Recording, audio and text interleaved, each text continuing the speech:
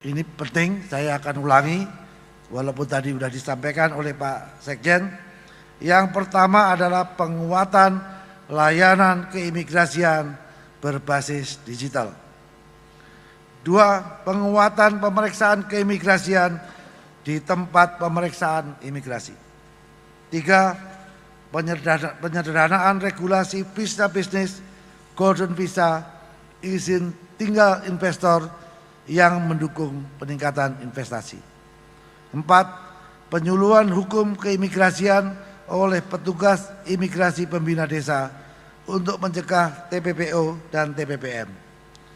5. Pemenuhan sarana prasarana pos lintas batas tradisional dan pos imigrasi lainnya dan penambahan autogate di TPI bandara, TPI pelabuhan laut dan pelabuhan lintas batas negara (PLBN). 6. Pemberantasan peredaran narkoba dan pelaku penipuan dan berbagai modus di lembaga pemasyarakatan dan rutan. 7. Mengatasi permasalahan over capacity dan overcrowded yang dengan solusi yang komprehensif. Saya mohon kepada Pak Dirjen ingatkan para KUPT pemasyarakatan baik lapas maupun rutan serta Bapas ini untuk terus berkomunikasi dengan pejabat di pemerintah daerah untuk mempersiapkan kerja sosial nanti yang akan menjadi tanggung jawab rekan-rekan yang ada di Bapas. 8. Kemandirian pangan melalui program pertanian, perikanan, peternakan di lapas rutan dengan memanfaatkan lahan-lahan idle. Ini nanti akan ada pemaparan ahli sidat tadi. Ada kolam sidat nanti akan dipaparkan. Ada juga kita punya lahan di Kendal 100 berapa hektar tuh 120 hektar mungkin lahan darat dan kolam.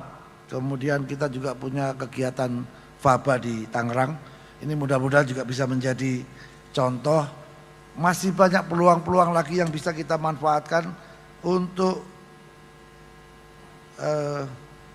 sebenarnya juga bisa memberikan kontribusi bagi kesejahteraan pegawai. Karena sesungguhnya atau hakikatnya ketahanan pangan itu dimulai dari keluarga. Teman-teman yang masih muda, yang masih punya anak-anak di bawah 5 atau 10 tahun, kalau lihat bapak atau bapak ibunya mungkin di kesibukan di rumah ada tanam ketahanan pangan dengan mungkin pelihara ayam dan lain sebagainya. Ini juga akan menjadikan tempat mereka untuk mengalihkan dari penggunaan gadget. Kalau nggak salah sekarang sudah dilarang 15 tahun kalau nggak salah 15 tahun kalau nggak salah peraturan yang melarang penggunaan medsos kepada anak-anak. Ini mudah-mudahan ini juga menjadi salah satu jalan keluar untuk menghindarkan anak-anak dengan kesibukan lain yang mungkin memberikan manfaat kepada keluarga. Kemudian pembangunan dapur sehat di lapas atau rutan dengan pemberdayaan warga binaan pemasyarakatan yang tersertifikasi untuk mendukung program ketahanan pangan. Terima kasih kepada Lapas Sukamiskin, tolong kepada Kak Kanwil dilihat di wilayahnya masing-masing yang mungkin bisa dibangun SPPG untuk mendukung program makan bersih gratis. Silakan Pak Dirjen untuk koordinasi dengan siapa yang berminat. Pak Wamen, kita punya minat gak untuk SPPG? Karena untungnya agak lumayan itu. Ya kalau ada yang berminat gak apa-apa juga. Teman-teman kalau mau melalui yayasan untuk bekerja sama dengan BGN untuk membuat SPPG. Atau kalau enggak teman-teman bisa suplai telur. Telur sekarang telur luar biasa. Sayur mayur juga demikian. Kalau nggak ada teman-teman bisa kulaan. Kalau nggak ada teman-teman bisa kulaan itu. Kulaan gitu kan supaya agak murah gitu terus dijadikan yang Bama bisa untuk Bama, yang ini bisa untuk mendukung program ketahanan pangan. Tanam satu hari kalau lele satu SPBG atau satu SPBG itu butuh 3.000, berarti butuh 3.000 ekor lele untuk satu SPBG. Di provinsi itu ada berapa SPBG? Kalau ada 100 berarti 3.000 kali 100. 300.000 ekor satu hari. Ini peluang-peluang yang luar biasa tercipta daripada program makan bergizi gratis yang dicanangkan oleh Bapak Presiden. Ini peluang sebenarnya, tergantung daripada kita bisa baca peluang itu atau tidak. Karena pensiunnya saya ini bintang 3 mantan Wakapolri 5.750.000 itu 2 anak masih dapat tunjangan sama 1 tunjangan istri. Nanti kalau anak saya sudah kawin berarti 2 anak tunjangannya hilang. Hilang 500, tinggal 5.250.000. Untuk bayar HP aja kayak nggak cukup itu. Nah, kira-kira teman-teman nanti akan menghadapi pensiun pasti.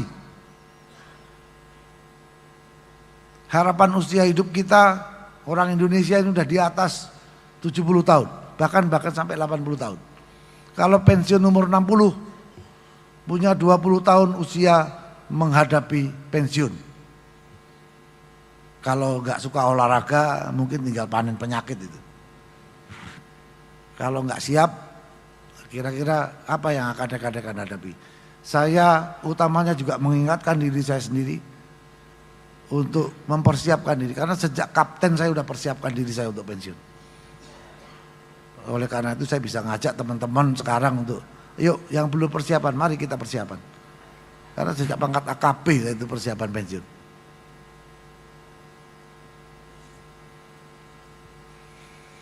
Kemudian yang ke-10, pemasaran produk hasil karya warga binaan pemasyarakatan. Tadi sudah saya sampaikan permohonan kepada teman-teman di jajaran imigrasi untuk membantu. Kemudian pendidikan kesetaraan bagi narapidana dan anak binaan. Sudah berjalan, tolong ditingkatkan terus. Kemudian efisiensi energi melalui pemanfaatan energi baru terbarukan.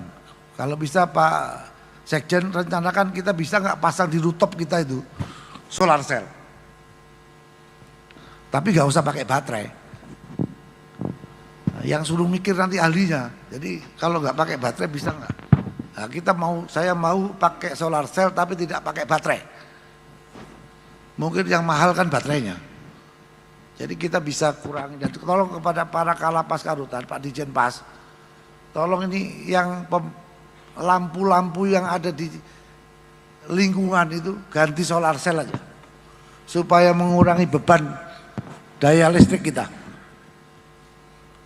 Ini udah masuk program, tolong Pak Asep dianggarkan ya, karena ada permintaan untuk mengalokasikan anggaran khusus untuk mendukung program ini.